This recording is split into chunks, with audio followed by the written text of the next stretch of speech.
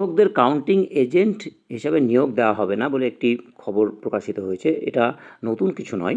একদমই ইলেকশন কমিশনের যে গাইডলাইন সেখানেই বলা আছে শুধু শিক্ষক নয়, এখানে শিক্ষক বলে খবরটি প্রকাশ করা হচ্ছে, কিন্তু তার কারণও আছে। কিন্তু এটা কোনো সরকারি কর্মচারী কাউন্টিং এজেন্ট হতে পারে না, এটা ইলেকশন কমিশনের গাইডলাইনে আছে। কিন্তু আশ্চর্যজনকভাবে যে চিঠিটি নতুন করে আরেকবার ইস্যু করা হয়েছে ক্ল্যারিফিকেশান হিসাবে 30শে মে 2024, 3731 হোম ইলেকশন কমিশন, সেই চিঠিতে কিন্তু clarification on appointment of teachers of government aided or sponsored school as counting agent. তো কাউন্টিং এজেন্ট হিসেবে শিক্ষক নয়, শিক্ষিকা এবং সেই সঙ্গে কোনো সরকারি কর্মচারী কাউন্টিং এজেন্ট হিসাবে নিয়োগ পায় না।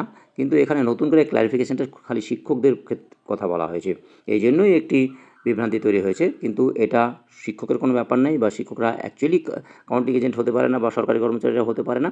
কিন্তু বিগত দিনে কিছু এক্সপিরিয়েন্স হয়েছে যে নিয়োগের এই নিয়মের তোয়াক্কা না করে কাউন্টিং এজেন্ট হয়েছে, এই জন্যই এই ক্ল্যারিফিকেশানটা নতুন করে বেরিয়েছে। তো যেহেতু কিছু বাধ্যবাধকতা আছে, নিরাপত্তা সংক্রান্ত বিভিন্ন রকমের সমস্যা এবং আরও অন্যান্য কিছু সমস্যা থাকার কারণে শিক্ষক শিক্ষিকা বা কোনো সরকারি কর্মচারী বা কাউন্টিং এজেন্ট হিসেবে ব্যবহার করা যায় না। তো এটা পরিষ্কার করে দেওয়া হয়েছে যে এবারেও যেন কাউকে সেই ধরনের নিয়োগপত্র না দেওয়া হয়।